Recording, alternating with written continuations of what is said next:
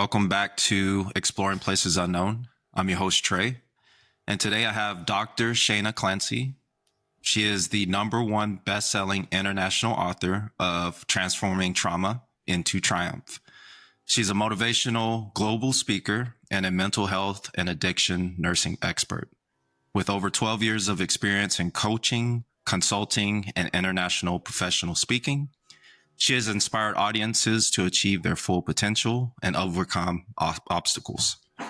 As the founder and principal consultant at Clancy Consulting Services, Dr. Clancy is committed to helping individuals and organizations achieve their goals. So, Dr. Clancy, how are you doing today? And thank you so much for coming on to my show. I look forward to hearing what you have to say today. I'm doing great. Thanks, Trey. It's an honor to be here. I am very grateful for the opportunity to hopefully serve your community and audience with some nuggets and insights. Yeah, I think you have a really awesome story, powerful story, actually, to share. And we just kind of want to talk about the mental health side of things and how you got to where you are today. Yeah, so I got to where I am today overcoming quite a bit of adversity that I did not expect to show up in my life. And when it showed up, I really was at a fork in the road.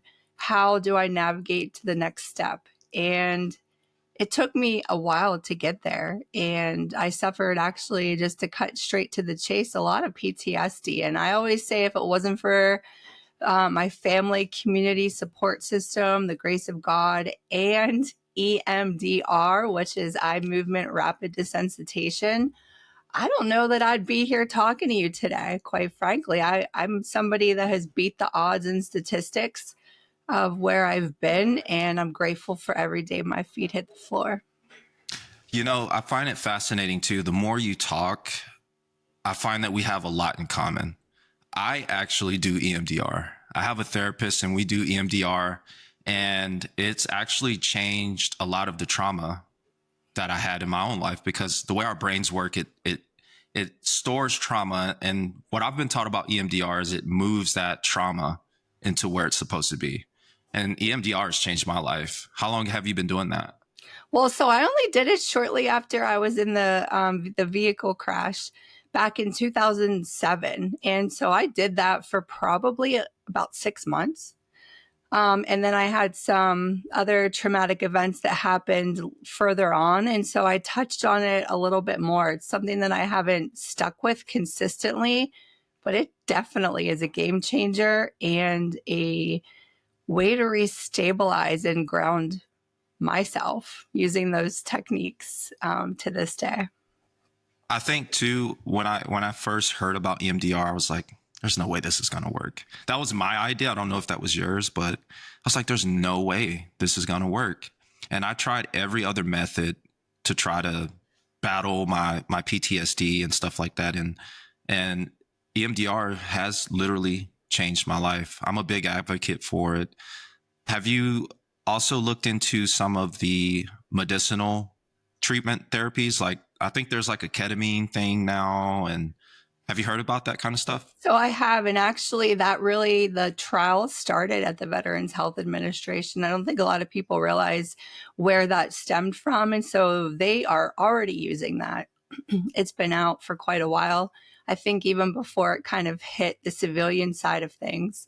So very familiar with it. Have I tried it personally? No. I have done, like I said, EMDR, and that's like where it stopped. I'm very familiar with a lot of the other types of trauma therapies. I actually was an evidence-based practice coordinator for a collateral duty at a position I used to have probably a couple years ago. So pretty versed in the different modalities. I think the big challenge is finding people who are trained in EMDR. It's such a specialty.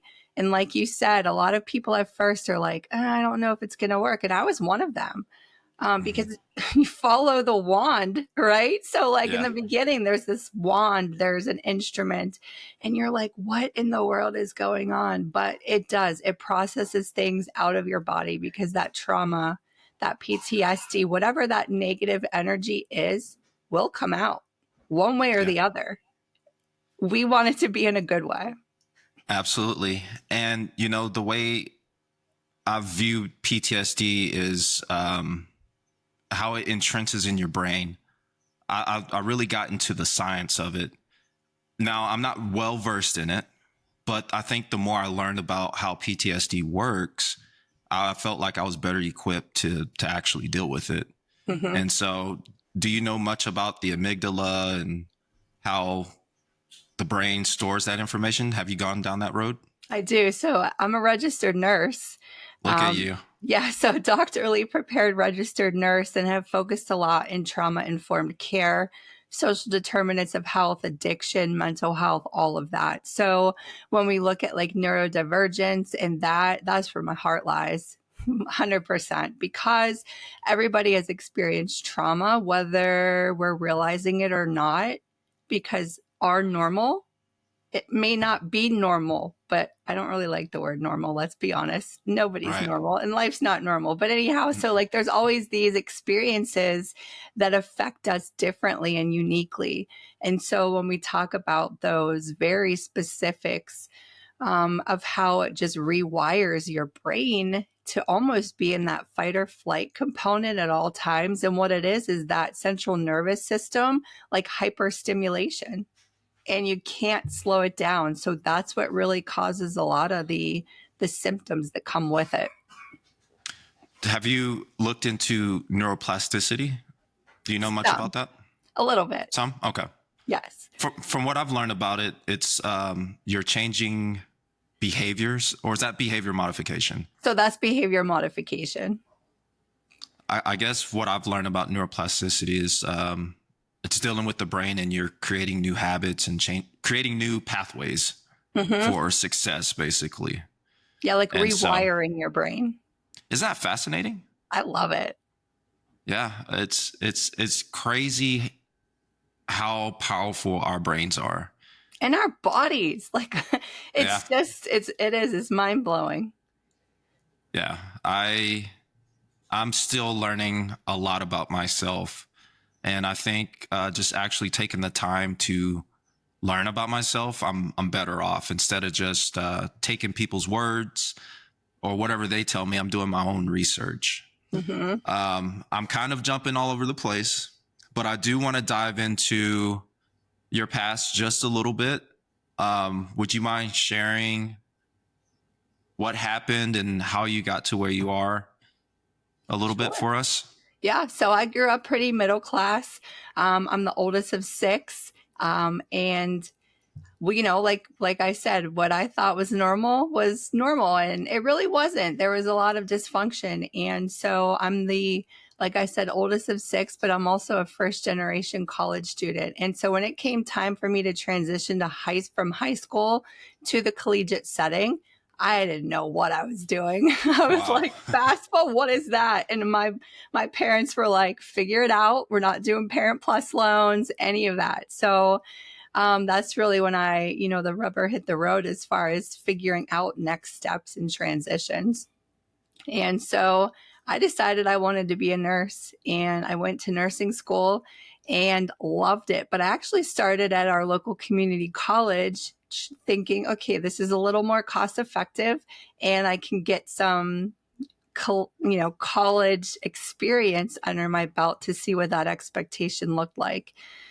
So I went to nursing school, and towards the end of nursing school, I actually was involved in a really bad crash, and that really changed the entire trajectory of my life because of that crash. And I'm very intentional when I say crash versus accident, because I think our words really do matter. And so whether we are making decisions consciously or unconsciously that affect others, it's really important for me to be cognizant of those who are affected by my poor decisions, even like I said, if they're intentional or unintentional.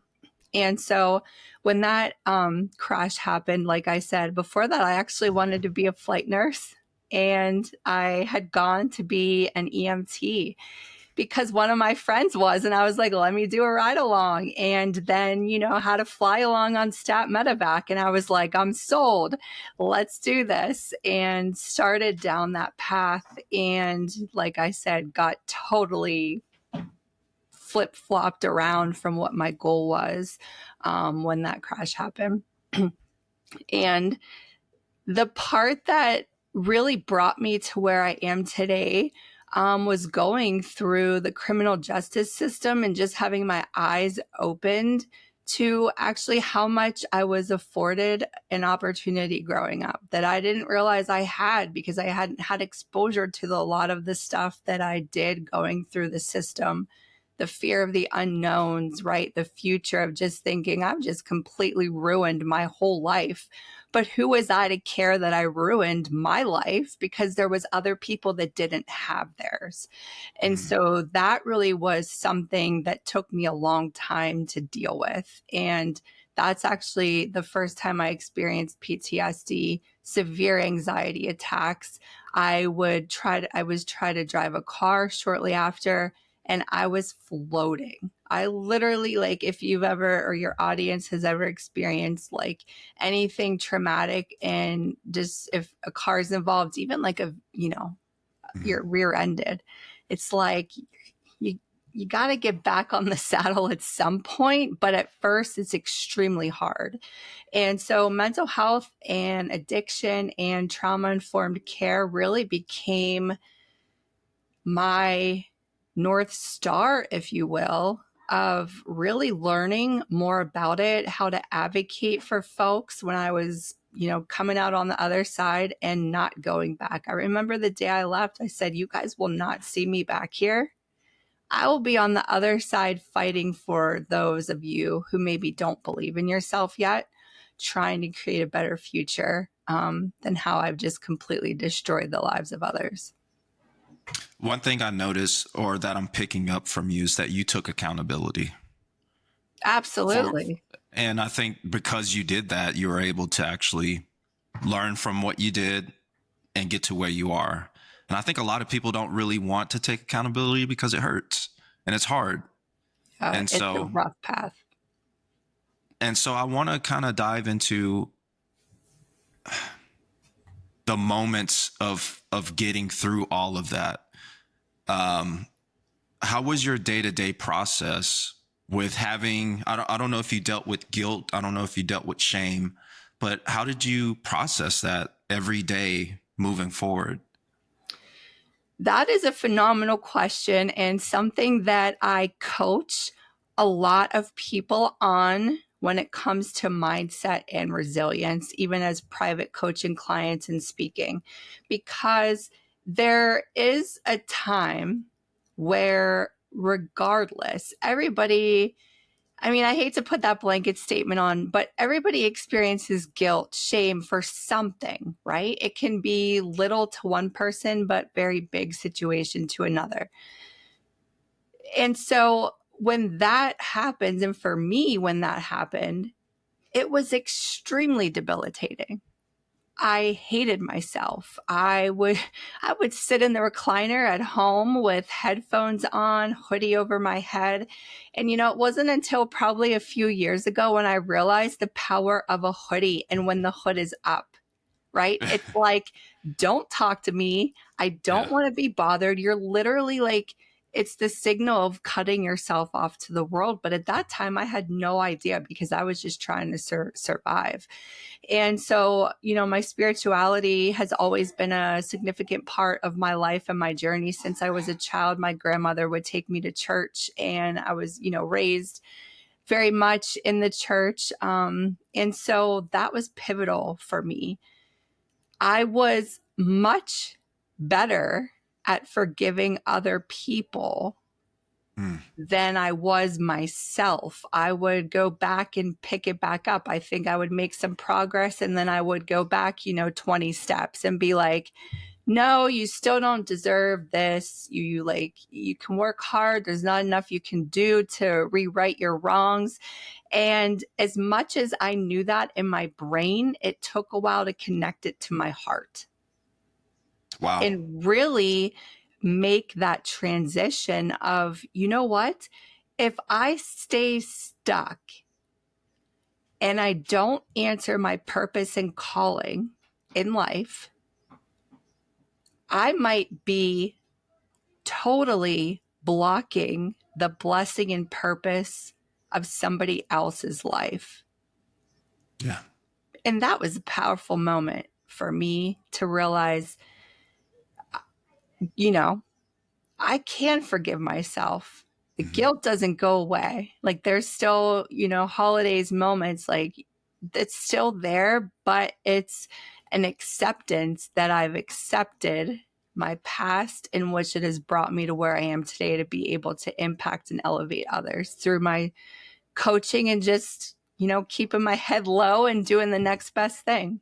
People see you. There's always people watching. And that brings me to my next question. How did people perceive you after this event? Did that really affect you? How people thought about you or what they said about you? Oh yeah. Oh yeah. I was never bullied in school. I was grateful to be one of those people who I got along with everybody. But when that happened, it's like people came out of the woodwork that were supportive that I was like, I didn't even know that you knew who I was, like kind of thing. And then there's people who I thought were going to be in my corner and they're like, see ya, bye. Yeah. Yeah. Um, and so it was really eye-opening on like who will stick with you through thick and thin. And it's not always the people that you think it's going to be. And for me, that was really, really devastating and eye-opening. I had quite a bit of judgment, right? Because I feel, and I had this conversation with somebody, I forget which podcast it was, but it really was eye-opening because I never kind of talked through it. But it is so true that, still to this day, you see these stories on the news, you hear about so-and-so, right? And it's always the negative because they also need those sound bites for ratings and reviews. Like, let's be Absolutely. honest. Yeah. But they're still a person. Mm-hmm. And we don't know the whole story of their situation. And it's not giving them, space or co-signing that behavior. But we don't really know if they are that person that they're being portrayed to be.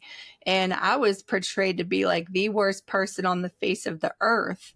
And that really messed with me at first. But I got to the point where like now I could care less what people think about me because once you're at the lowest, the only point I could go was up. And I wasn't letting anybody get in my way. Resilience for me is really, taking, like you said earlier, accountability, being able to process for me, like what I've experienced, what I've gone through, even if it's something where somebody has offended me, they might have no clue that they've offended me. Right. And so it's now takes me being able to forgive that person because maybe I've played this story in my head that they have no clue about. And so it's bouncing back from either those lows or resiliency is a very unique word, or it is giving yourself grace and the power of space to sit back and re-inventory your decisions and reasons for those, which is why a lot of executives that I coach need resiliency retreats or resiliency trainings to be reinforced that they are making, adequate, competent, correct decisions because they're so rapid fire, it can cause that burnout. But it's just about getting back on their feet, some time to reorganize thoughts and look at the reasons why or how they can navigate going forward a little better. And for you personally, what do you do for you? Because I know you help people. Is there something that you do for your resilience?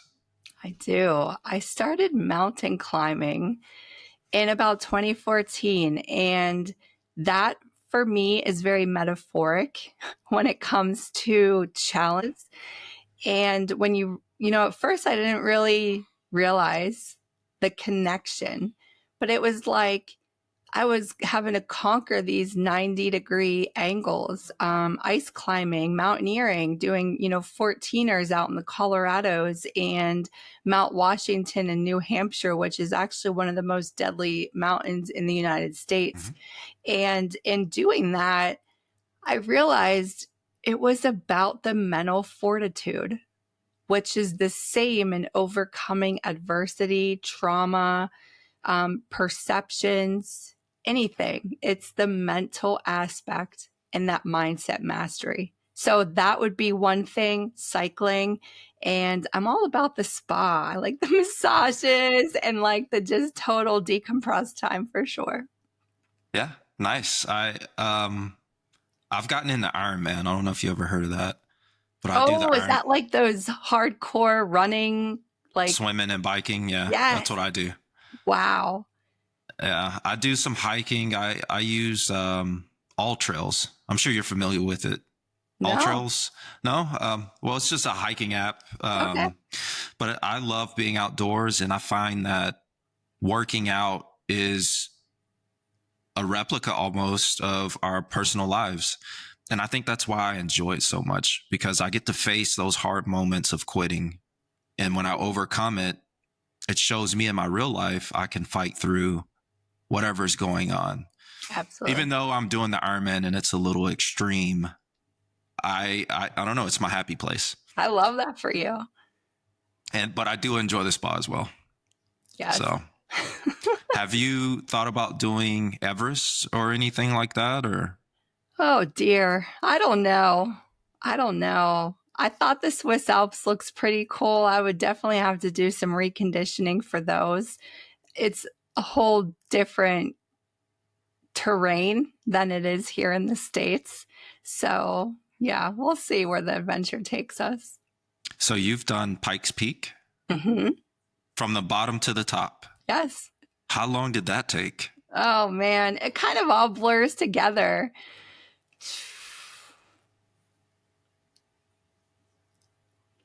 I would say like we did that like in a day and a half Whoa. because we climbed elevation pretty quick. So the person that taught me how to mountain climb was in his 60s whenever he was like my partner for climbing. And so if that didn't motivate me and myself, I don't know what would. I'm like, I hope that I can be a fraction of this healthy at this age.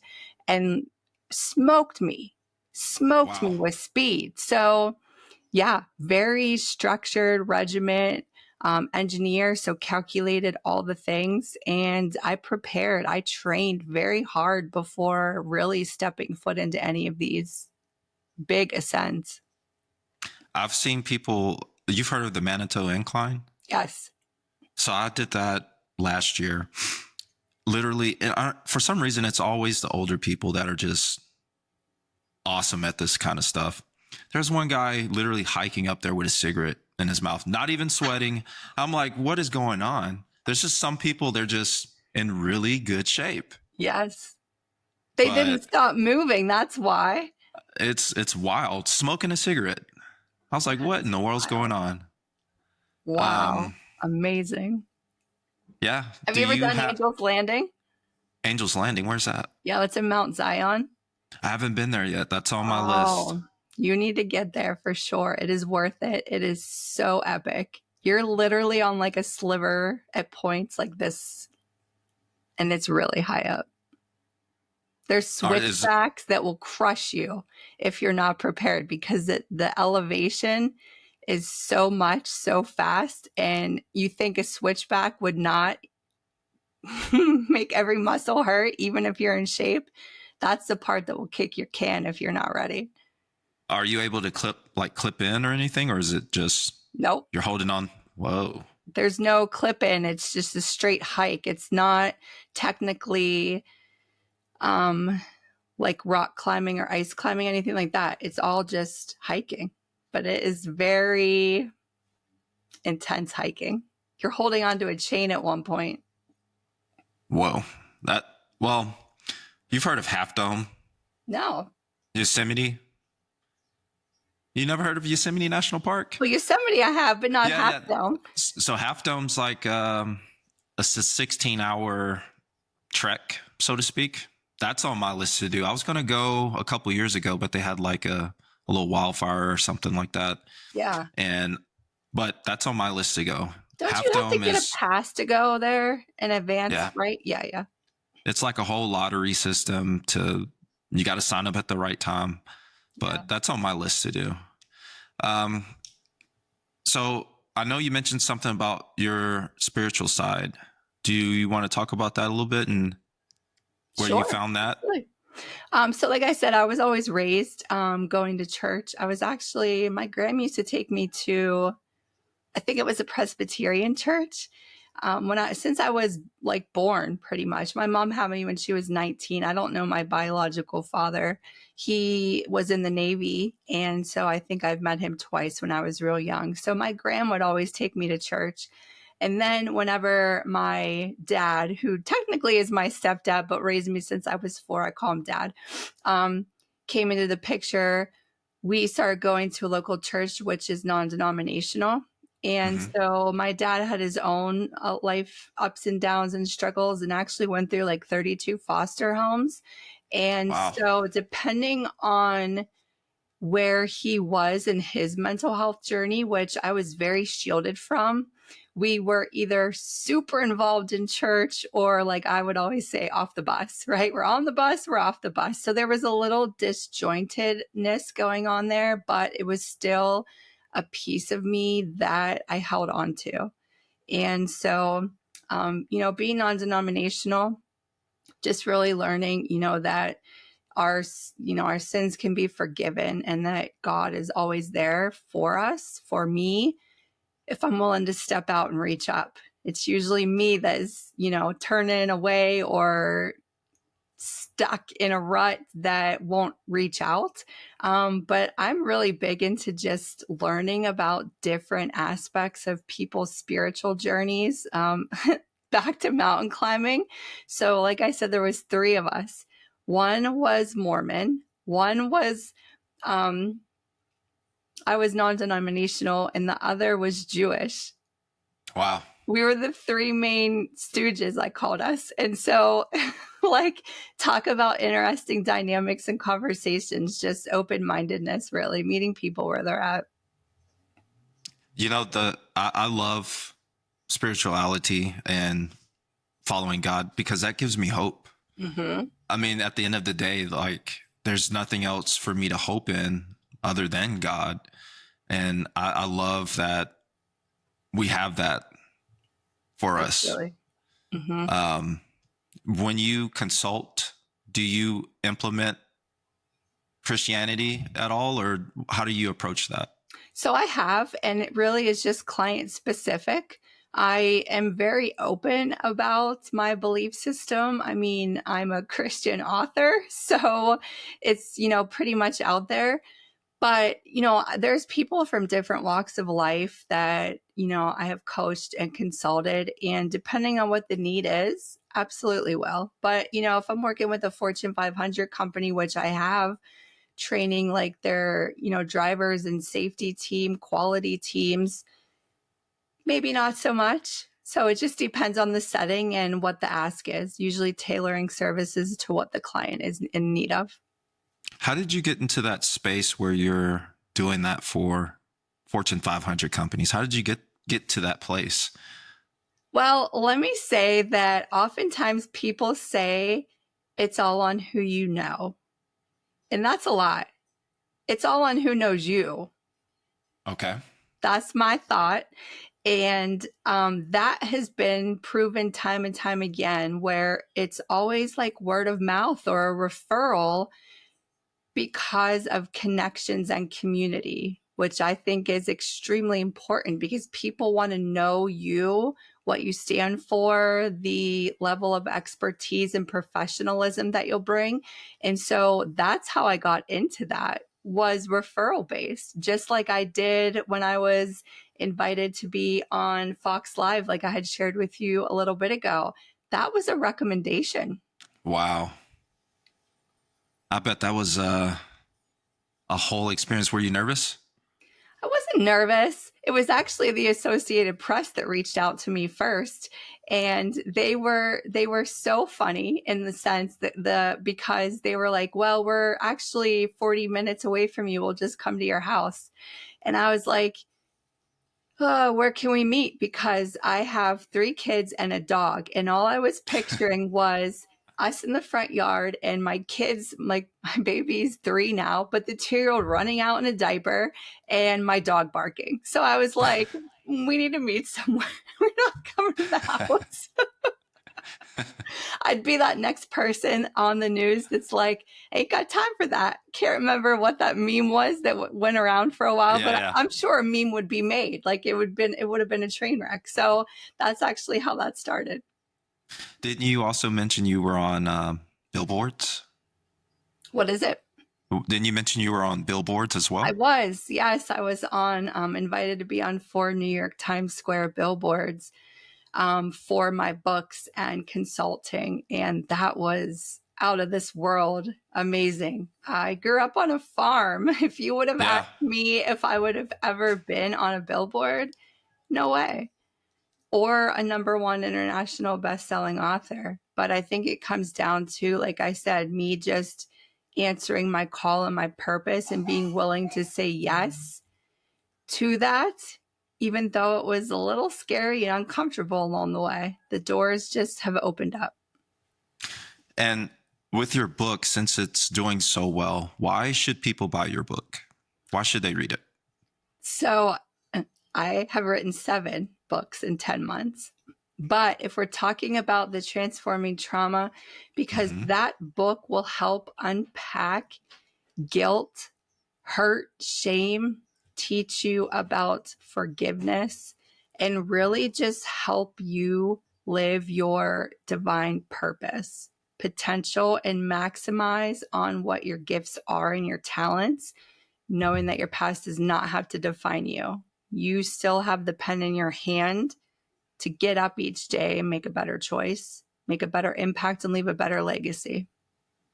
Yeah, absolutely. And, I look forward to reading the autographed Yes. version of your book. I will autograph it and get it in the mail today or tomorrow for you. Absolutely. So what are some of your other books? So I've done a couple journals. So one of them is like a word search and journal. It's Seek and Find. Can show it to you if you want. It's right back there. Absolutely.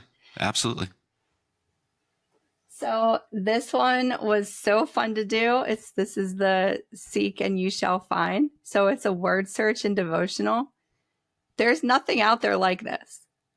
I Wow. look. So who doesn't like to do a word search? I love them. And a little like devotional. So it has scripture, but then it has the devotional piece. And I'm going to give my secret away for you and your audience. So I got this download at the very end. And so to play on the Seek and You Shall Find, this says the ultimate answer, the Alpha and Omega. Oh, wow. So That's awesome. A little gift at the end that I was given a download. I call them downloads or like a vision. And thought that was really special to put in there. Interesting. I've been reading, I just had it sitting here. I've been reading this book right here. And it's, I don't know if you can see that. So I see that Prayers and Promises for First Responders. Oh, yeah. I never heard of it. I'll have to check it out. Yeah, it's just something I look at every day when I'm working because I'm still in that field. And I really had to learn about resiliency for me. And I think that's why I do the Ironman stuff. So that's really cool. What are your plans for 2025? Well, we're halfway through already. And I did not have #1 international best-selling author on there. So that crushed that goal already that I didn't even know I had. Some of the other ones would just be building out my coaching programs and online content more for folks who maybe aren't looking for that one-on-one and looking more for like a self-paced. And just sharing more, getting more speaking opportunities. I've had quite a few, but just sharing hope and message and about leadership and personal and professional development. We haven't touched on it, but suicide and self-harm, was that something you struggled with at all? So I wouldn't say that I was suicidal along the way, but I had thoughts where I was like, oh, I don't even know if I want to wake up and face the day tomorrow. I don't even know, like, is this worth it? You know what I mean? I felt worthless. So that was, more so what I struggled with. Those feelings of just hopelessness. Almost on the brink though. Yeah, it was tough. But a lot of times frontline workers and first responders, this isn't talked about enough, right? You see so much trauma all the time, and there's not an opportunity to debrief. It's not like you go back to the bunk and you're like, oh, let's like really process what we just saw. Usually it's like, no, let's hit the fast food restaurant. Let's listen to some loud music on the way home, compartmentalize everything that we just had to deal with and wait for the tones to drop again. Like, really, that's how it goes. Kill some time with TV. Maybe, if you're fortunate to have a gym at your station, pump some iron. But other than that, it's like constant secondhand trauma. And then you have the terrible sleep that's involved in there too. Mm-hmm. And so people are just on edge. Yep. They're And don't realize that what they're feeling is normal. But what is it, right? They don't realize first, and I didn't realize that I had PTSD at first. I was just like crawling out of my skin, like on edge, couldn't sleep, nightmares. And you're like, something's off, but I don't know what.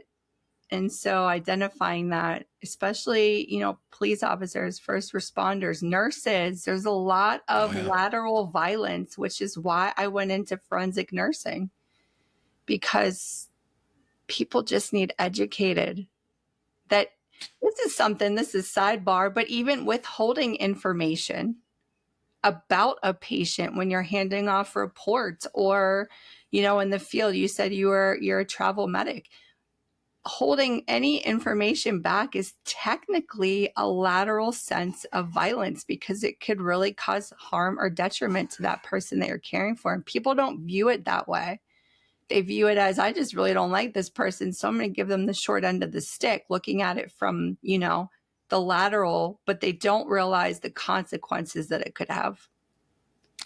I think there is some progress now as it pertains to mental health. I think we're getting better. Mm-hmm. There's more awareness. There's more resources out there. I know for me, a big thing was to never drink. Mm-hmm. I never went down that road, but I know a lot of people, that's their go-to to handle stress. So do you have like any tips or advice for anyone that's dealing with something stressful right now? Absolutely. Reach out to somebody. That's the hardest thing, is to just loop somebody in, right? Even if it's like you can't talk about everything, at least like loop somebody in that can check on you, that knows if you're not okay. Finding whatever that looks like to decompress. For me, I could say like listening to music, driving with the windows down, fresh air, mountain climbing, exercise, whatever that is for you individually. Or, even when I was at my lowest point, where like maybe those things were like so hard to even think of doing, just having that little bit of gratitude, waking up and finding at least one thing to be grateful for. And then at the end of the day, one thing to be thankful for. Absolutely. Do you think that sometimes people, they don't stay in the moment and they look forward to the weeks ahead instead of just, let's take this hour by hour? I've had that approach, and that's helped me. Even though I have big plans for the future, I think just also being in the moment And taking hour by hour, day by day helps me through my hard struggles. Mm-hmm. And Yeah. so, Thanks for sharing that. Absolutely. yeah, just stay in the moment. Mm-hmm. Even though it's really hard, my therapist has taught me to. So basically, when I first started seeing my therapist, I was basically drowning in my own mess. And she's taught me and given me tools. Now I'm swimming, I can float, I can tread water. And one of the main things was, let's just take it moment by moment here. Instead of compounding all this stuff, let's fix what we can fix right now. And that's helped me a lot. Mm-hmm. Helps you face the mountain, not so much as a mountain. Absolutely. Absolutely. Yeah. And do you have anything you want to share with the audience as it pertains to the coaching side of things? So I do, but I also want to gift your audience a free ebook, a downloadable for Okay. like tips and tricks and just different ways for grounding or, awareness surrounding mental health. And if that would be okay with you. Oh, absolutely. Love to give freebies, yes. But, coaching, I do a lot of business and executive coaching. But really, it's not about me. It's about where people are at, where the pain points are, and if it's a good match, how to help them either build that fortitude, resilience, self-compassion to get to that next step, or equip them with tools that are needed and necessary, especially, getting a business up and off the ground or being in a leadership position, even those soft skills that we oftentimes they don't teach you that in high school or college, right? Emotional intelligence. They don't teach you how to do negotiation or conflict resolution or alternative dispute resolution. It's just figure it out, right? And the communication loop is huge. So, yes. When you look back on your life, do you think that you would be the person you are if you didn't go through what you went through? Absolutely not. So all this Absolutely not. information and all this knowledge that you have, you don't think you would have touched that unless you went through? I do Wow. not, because it made me become a lot more grateful and be able to live in the moment. Because I was very much a forward thinker, and there's nothing wrong with it. I still do that. But the power of the pause and being in that moment and grounded is still sometimes the hardest piece, but the most important piece. And I do not think that I would appreciate those moments as much as I do had I not gone through everything that I've gone through. I think that has really molded me into the person that I am today. Yeah. Isn't that's so fascinating how that all just how things can just bring us into who we're supposed to be. It's like one way or the other, we're going to figure out what our purpose is, right? What that plan is. For me, I say God-given purpose and plan. But when we're going through the waters, it doesn't seem like that plan is even reachable or attainable. But I like to, and you had just mentioned this about feeling like you were drowning. My pastor just preached on this, and it was such an amazing metaphor. Think about how many people are afraid of water. Yeah. How many more people are afraid of water, right, than can probably swim. Yeah. But yet, when you look in the Bible, I challenge you to be mindful of this. I challenge your audience too, if they're believers. If not, maybe consider it. I don't put my beliefs on somebody. But there are so many examples of where the Bible is specifically speaking to the waters, right? That's why baptism, water, you're coming up new. All these metaphors and relations are extremely intertwined. Mm. And so, I didn't see that the seas were literally being parted for me in ways that you cannot make up. along my journey, just as they are now, because I've answered my calling. Wow. How did you know that you answered it, or how did you know that this was your calling? Is there like a confirmation? Oh, peace. Okay. Peace. Gotcha. Confirmation. Things and doors just opening. I'll just give you this other thing, because here's the Transforming Trauma book, right? I don't know if you've seen this online. So up here is Ann Baylor. So Annie and Pretzels. Okay. Do you know who that is? You ever eat Annie Ann? Oh man. Yeah. Yes, I have. Yeah. So she's the founder. Okay. And it was her testimony at a church locally that I heard. And in that moment, it was like, now's your time. It hit me so hard in the core. And it wasn't that I was running from it. It was just, I think I still need to experience some of the things that I went through to really be able to write it in a way that would have an impact. And when I hired somebody, because this is my first book, and I'm a nurse. Nurses are not writers typically. I was working with somebody, and he said, I am working with a client who I think may provide a testimonial and be really good. You know who it was? Who? Wow. Annie Ann Baylor. That is awesome. And in that moment, I said, I wouldn't be working with you right now if it wasn't for her testimony. Wow. That is awesome. How long did it take you to write that book? To write it, probably like 2 weeks, but the editing process, a hot minute, couple months. Do you have to send that off for people to like proofread it or anything like that? I did. Or are you doing it? Okay. Yeah. All the other ones I've done myself. Mm-hmm. Okay. And how can people get in touch with you? I'm going to include links as well for everyone. But what's a way someone can reach out to you? Yeah, my website's got everything on it. So the www.shaneaclancy.com, and you're going to have to check the down button or because the spelling, it'll trip you up. My name's pretty unique. But that would be how the best, just follow along on, any socials and connect and reach out. If you want to learn more or work together, I'd be honored.